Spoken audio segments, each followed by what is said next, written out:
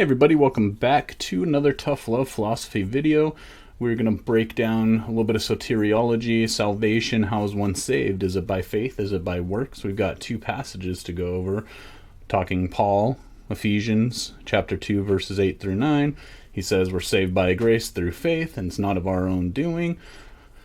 But in James chapter 2, doesn't James say that faith without works is dead? So how can we resolve this? How do these two things work together? Aren't they completely different? Don't they resist each other?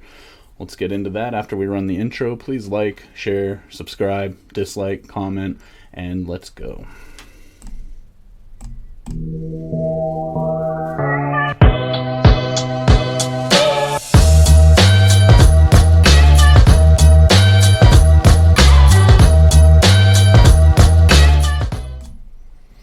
Alright, cool. Thanks for joining today again.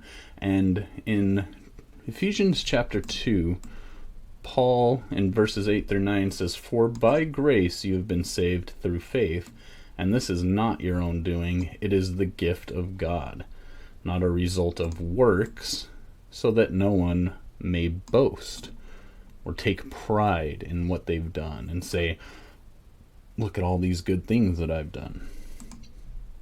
In James chapter 2, starting in verse 14, James says, "What good is it, my brothers, if someone says he has faith, but does not have works? Can that faith save him?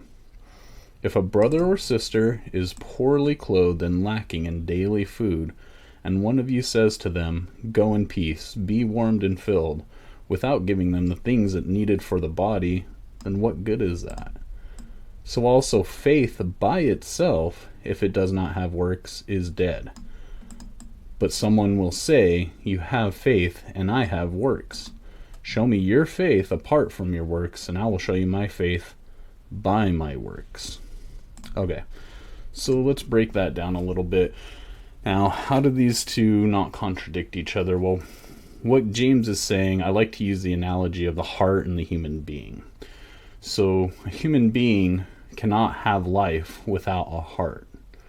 The heart, is essential for life. Now, we're not going to get scientific and split hairs and get semantic here. And this is we're talking general. This is just a general analogy to describe how faith and works interact with each other and in salvation. So a human being cannot be alive without a heart. But a heart does not make a human being alive. So in this way, faith is, works is like the heart, and the human being would be faith. So just because a human being has a heart, that does not make them alive. Right? A dead person can have a heart and then not be alive. You can have a human cadaver, have a human heart inside, but there's no life. That heart has to be beating. The heart has to be working, right? So the works are what fuels the faith and keeps the faith alive. The works are the heart, and the faith is the human being. The human being cannot be alive without a heart, without works. Faith cannot be alive without works. Faith is dead without works. A human being is dead without a heart. So we're not saved by works, but the works are the heart of faith. They are what keeps faith alive. Without those works, if you take the heart out of the faith, if you take the works out of the faith, if you take the good deeds out of your faith, then your faith dies. It's dead. So this is what James is getting at with this passage. A lot of people like to twist this and say that no, you're not going to be saved unless you have good works. But that's not how it is. So let's go and look at Paul again here in Romans chapter 4 verse 4. He says, "Now to the one who works, his wages are not counted as a gift, but as his due."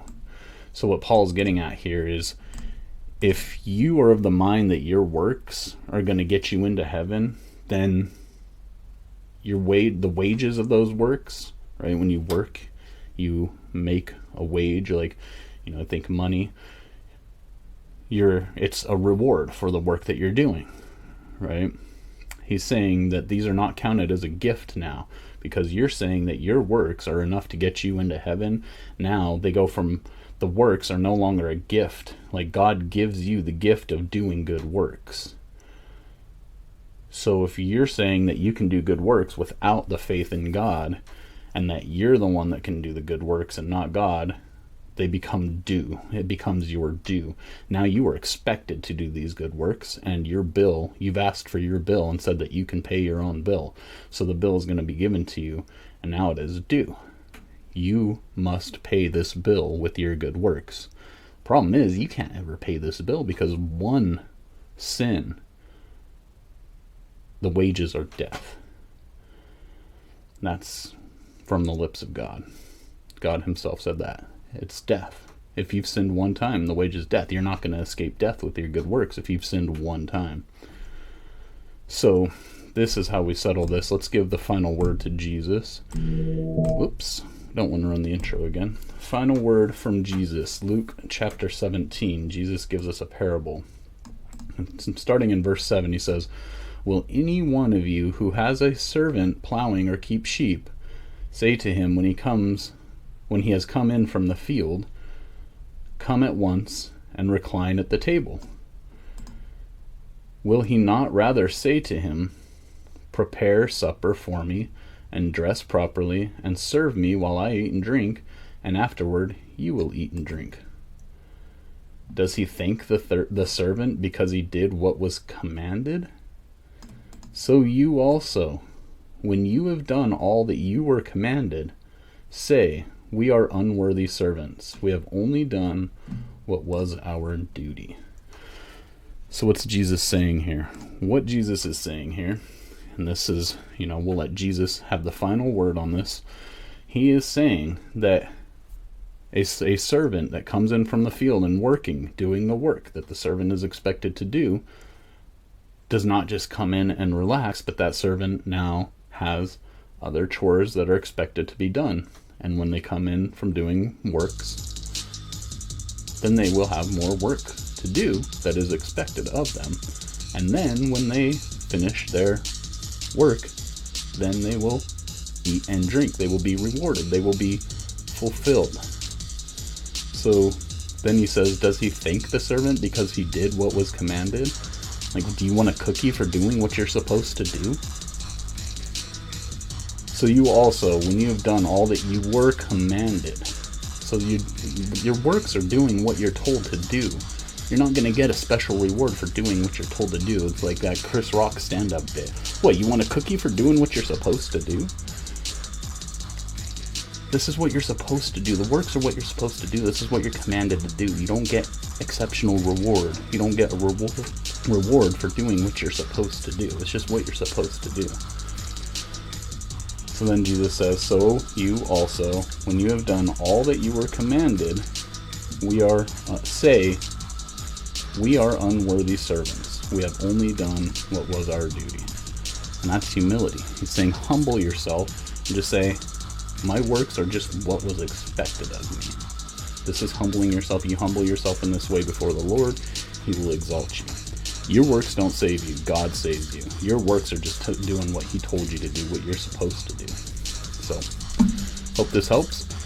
It's going to lead us into the next video that I'm going to do on penal substitutionary atonement.